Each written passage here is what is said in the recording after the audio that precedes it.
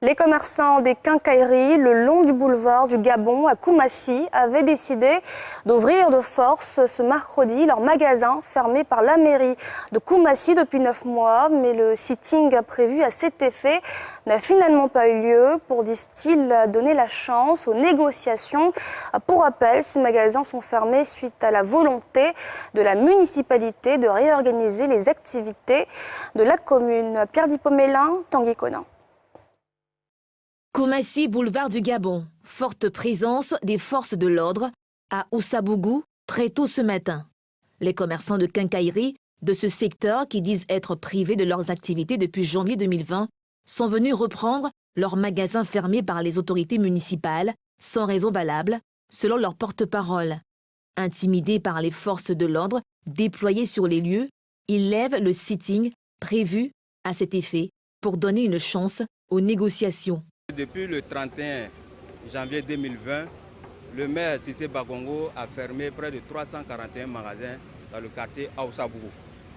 Sans raison valable, je dis très bien sans raison valable. Donc depuis lors jusqu'à aujourd'hui, nous avons mené des démarches administratives pour trouver une solution à l'amiable à nos problèmes. Mais malheureusement, jusqu'à présent, rien n'a encore fait. C'est à ce titre que nous avons projeté un sitting aujourd'hui et nous avons été approchés non seulement par les religieux, le ministère du Commerce, le ministère de l'Administration pour échanger pour qu'on puisse trouver une solution idoine. Il nous est demandé ce soir de suspendre le sitting et la réouverture de nos magasins par nous-mêmes. Donc nous avons pris acte, nous avons demandé aux commerçants de se calmer pour que vraiment nous donnons la chance encore à la négociation pour qu'on puisse trouver une solution à l'amiable. Nous interpellons l'autorité le plus compétente pour que ce problème puisse prendre fin. 9 mois d'inactivité, ce n'est pas normal. Pour les autorités de la mairie, la fermeture de ces magasins fait suite à un arrêté du maire qui réorganise les activités commerciales dans la commune. Le maire a décidé de mettre les commerces, de les placer de façon thématique dans la commune. Nous avons décidé donc de délocaliser les quincailleries pour les mettre ensemble sur le boulevard Antananarivo. Curieusement, ils ne veulent pas aller ouvrir les magasins sous prétexte qu'ils ont duré dans le quartier Ousabougou.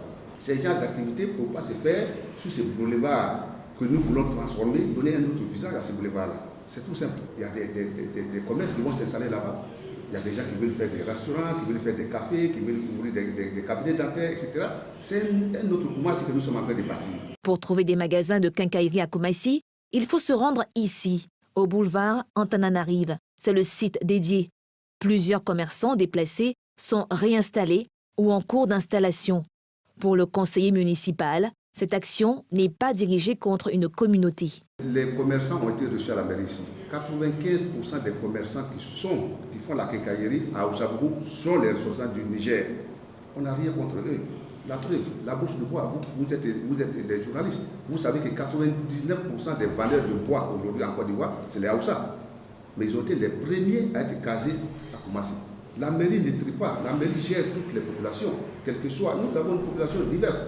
Nous avons la responsabilité de gérer la commune dans sa diversité. La réorganisation de la commune de Koumassi par le déguerpissement et le recasement des acteurs économiques crée beaucoup de désagréments. Les victimes déplorent des mesures d'accompagnement insuffisants. Pour les autorités municipales, il s'agit des sacrifices à consentir pour accéder aux rêves du Koumassi nouveau.